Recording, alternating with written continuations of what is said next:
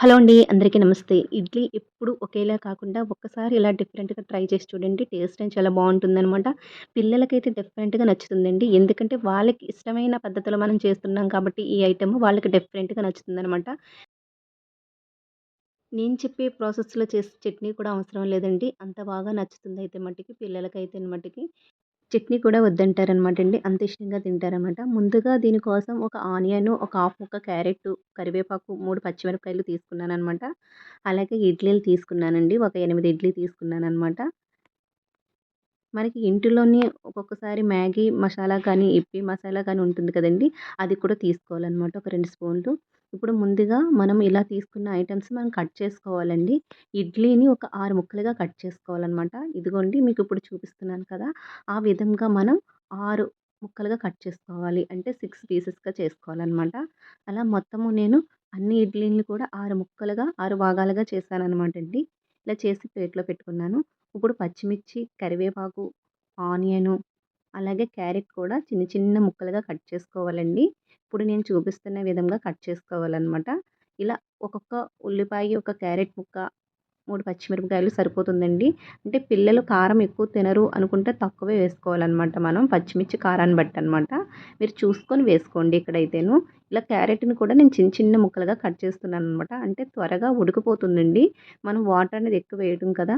వాళ్ళకి పచ్చిగా తగలకుండా ఉండడానికి జస్ట్ మనం బాయిల్ చేస్తామనమాట పోపు పెట్టుకొని. ఇప్పుడు ఇలా మొత్తం అన్నీ కూడా నేను ఇలా కట్ చేసుకున్నానండి. ఇడ్లీని కూడా పీసెస్‌లా కట్ చేసుకున్నాను. మొత్తం ఆనియన్, క్యారెట్, పచ్చిమిర్చి అలాగే కరివేపాకు కూడా తీసుకున్నాననమాట. పచ్చిమిర్చి మనం కారం తగ్గట్టు తీసుకోవాలండి. ఇలా అన్నీ కట్ చేసి పక్కన పెట్టుకున్నానండి. ఇప్పుడు స్టవ్‌పై కళాయి పెట్టుకొని ఆయిల్ వేశాననమాట. ఆయిల్ వేడెక్కింది. ఇప్పుడు మనం కట్ చేసి పెట్టుకున్న ఆనియను, పచ్చిమిర్చి, కరివేపాకు, క్యారెట్ ముక్కలు వేసేసుకోవాలనమాట. ఇవి కొద్దిగా వేగాలండి. నేను ఒక స్పూనున్నర సాల్ట్ కూడా వేశాననమాట. మనం ఇక్కడ చూసుకొని వేసుకోవాలండి. లాస్ట్‌లో కూడా వేసుకుంటాము. అలాగే ఇప్పి మసాలాలో కూడా కొద్దిగా ఉంటుందనమాట. సాల్ట్ చూసుకొని వేసుకోవాలి. ఇప్పుడు కొద్దిగా వేగాయి కదండీ! ఇప్పుడు నేను నా దగ్గరున్న ఇప్పి మసాలా పౌడర్‌ని వేశాననమాట. టేస్ట్ కోసం అనమాట అండి పిల్లలకి. అలాగే ముక్కలు మునిగేంత వరకు కూడా వాటర్ వేసుకోవాలండి. వేసుకొని మూత పెట్టుకొని ఉడికించుకోవాలనమాట. ఇలా ఉడికిపోయిందనమాట అండి. కొద్దిగా వాటర్ ఉన్నప్పుడు ఈ ఇడ్లీ పీసెస్ అందులో వేసేయాలనమాట. ఇలా కలుపుకున్నాక కొద్దిగా మళ్ళా సాల్టు, కారం కూడా యాడ్ చేసుకోవాలనమాట అండి. బావుంటుంది స్పైసీగా కొద్దిగా. నేను పిల్లలకి తగ్గట్టుగానే ఇక్కడ కారం అది వేశాననమాట అండి. పెద్దవాళ్ళు తినేటట్టయితే స్పైసీ ఇంకా ఎక్కువ యాడ్ చేసుకోవచ్చు. బావుంటుందనమాట. పిల్లలకి ఇప్పీ మసాలా కానీ, మ్యాగీ మసాలా ఫ్లేవర్ ఇష్టం కదండీ! అందుకు యాడ్ చేశాననమాట. వాళ్ళకి కూడా ఇష్టంగా తింటారనమాటండి. నేనిక్కడ పిల్లలకి ఉద్దేశించి మట్టికే నేను లైట్‌గా కారమేశానండి. అదే పెద్దవాళ్ళు తినేటట్టయితే కొంచెం ఎక్కువగానే స్పైసీ యాడ్ చేసుకోవచ్చనమాట.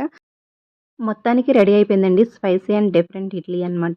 నేనిలా సర్వ్ చేసుకున్నాను. డెఫినెట్‌గా మీకు కూడా నచ్చుతుందండి. చాలా ఈజీ ప్రాసెస్ అనమాట. ఎప్పుడైనా ఇడ్లీ మిగిలిపోతే కూడా ఒకసారి ఇలా ట్రై చేయండి. ఈవినింగ్ స్నాక్ ఐటెమ్‌గా కూడా పిల్లలకి పెట్టవచ్చనమాట. అలాగే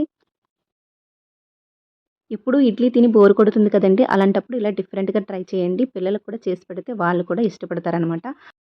అలాగే ఈ వీడియో మీకు నచ్చినట్లయితే లైక్ చేయడమో, షేర్ చేయడమో, కామెంట్ చేయడమో, సబ్స్క్రైబ్ చేయడం మర్చిపోకండి. బాయ్ అండి. మరో మంచి వ్లాగ్‌తో మళ్ళీ మీ ముందుకు వస్తాను.